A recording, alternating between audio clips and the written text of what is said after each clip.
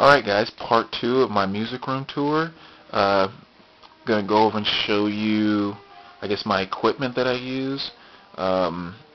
These are my speakers. They're actually Martin Logan speakers. Very, very good speakers. They have a powered 8-inch subwoofer, which is kind of nice. Adds a little extra kick to these. But at the same time, they're very nice speakers, but they require a lot of power. So just kind of as a heads up, if you ever decide to buy a pair of these, make sure you have a very, very powerful amplifier, or considering upgrading your amplifier, because they sound good regardless, but you can't really get the performance out of them unless you have some very, very good wattage behind it. And you can even get on their website and they'll kind of give you recommendations of how much power you might need to have to really run these things. My DVD collection over here, which is just basically a lot of music, concerts or classic albums, all that good stuff. That's the guitar I'm playing the most right now, which is my Les Paul Epiphone. I have a Gibson SG and a couple others, but that's kind of the one right now. And then over here, getting back to the equipment, I think I've shown this in a video before. This is my Music Hall 2.2.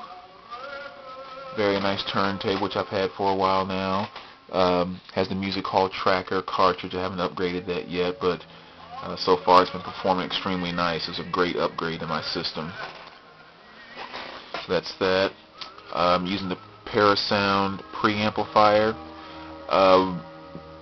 This is my first purchase of any type of high-end or introductory level type turntable. If there's one piece of advice I would give people, is when you go out and buy a turntable, do not skip out on how cheap you might decide to go on your preamplifier.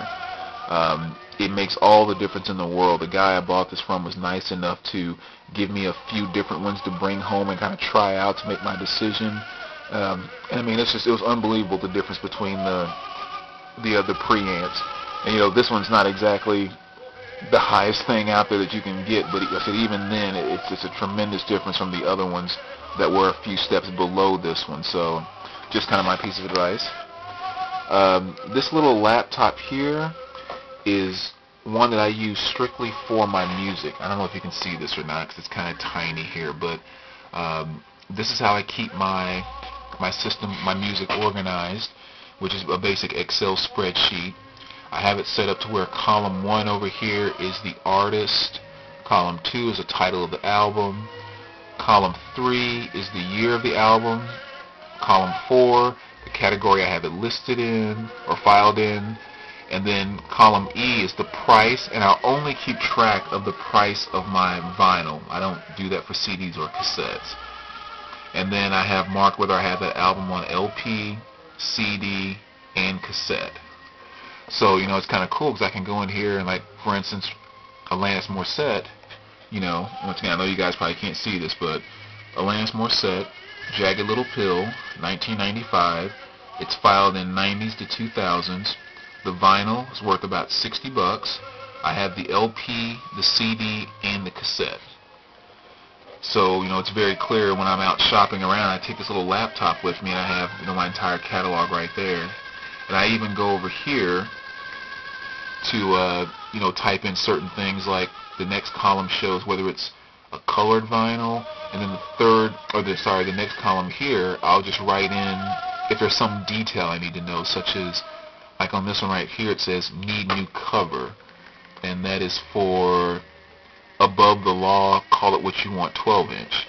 So now I know, if I'm shopping around and I stumble across that, yeah, I have the album, but the cover's kind of messed up, so I need to get a new one of those. So I have my entire collection in there like that.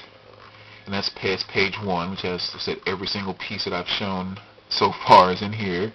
And then on sheet 2, that's all my 45s. So again, name of the artist, side A, side B, the year, where I have it filed in my catalog, the value of the record, and then I put over here whether I have the original cover or not. So that's how I kind of keep track of all my 45s there. And then the third page I keep here this is all stuff that I'm looking for. So again, I have the artist, the album I'm looking for. If I'm looking for it on vinyl, if I need it on CD or cassette, I'll even put in the cost range of how much it should run me if it's some odd pieces, and then even maybe some details about the item if necessary. So again, I have this nice little list that I can kind of peek through when I'm going in the stores and traveling around, and oh yeah, I was looking for that. So that is how I keep everything as far as my notebook. This is my regular computer that I do regular computer stuff with. One of my hard drive backups, and then as far as equipment that I use, this is my Kia GX M50 stereo cassette deck. Very, very good deck. Makes a lot of my cassettes sound just as good as some of my CDs. So again, I think cassette collecting is a very cool thing to get into, and if you get a very good piece like this, it makes buying those cassettes definitely worth it. And then my Panasonic 8-track player right there, and my JVC top load CD player. So that's what I'm using for my CD player right now. Looking to upgrade my CD player pretty soon. I mean, this one's been working pretty well, so I don't mind it too much. CDs I'm going through to see if I want to keep them and put them in my collection.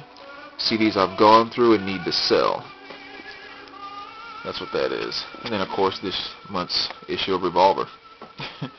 Now, I would show you my amplifier and stuff, but actually right now my main amplifier was having a problem with the relay, so I had to take it to the shop. So I'm using an old Sony amplifier kind of backing it up right now, which is, again, nowhere near enough power to really push these subs. But okay, so that's all my pieces of music equipment, as well as actual pieces of music. So let me kind of give you a quick tour of my walls as well, because I think I have a lot of cool stuff there too. There are my Kiss pins, Metallica CD, extra one I had that I put up on the wall, some Jimi Hendrix stuff over here, just some records, Judas Priest, Aretha Franklin sealed 45 on display, The Doors. This stick I got at a Shinedown Godsmack concert that I caught out in the crowd, kind of cool. Led Zeppelin, Marley, and there's the man doing it only the way he can do it, Freddie Mercury. Guy made himself bigger than life, absolutely incredible, I love him. A couple of framed Godsmack CDs, Def Leppard, Rolling Stones. Then we got some Bob Marley pictures up there along with Dylan. My signed copy of Sully's book from Godsmack, The Past We Choose. Then we got a Miles Davis and AC/DC poster back there. My signed CDs. Zeppelin. Parliament album there.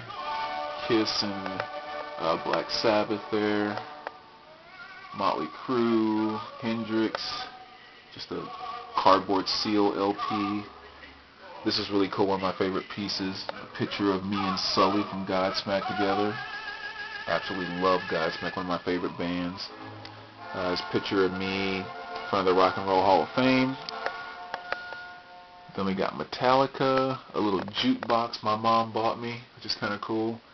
And then just random albums that I switch in and out of these picture frames here. My LP clock that my wife got me for my birthday. A Blondie 45 mounted there, and it's kind of a nice photo of a turntable that I found. So that's it, YouTubers. Between those two videos, that's a 20-minute tour of my music room and all the specifics. So hope you enjoyed that. I hope you appreciate my videos, and hope they bring a little joy to you, because that's what music is supposed to do. So thanks a lot, guys. I appreciate it.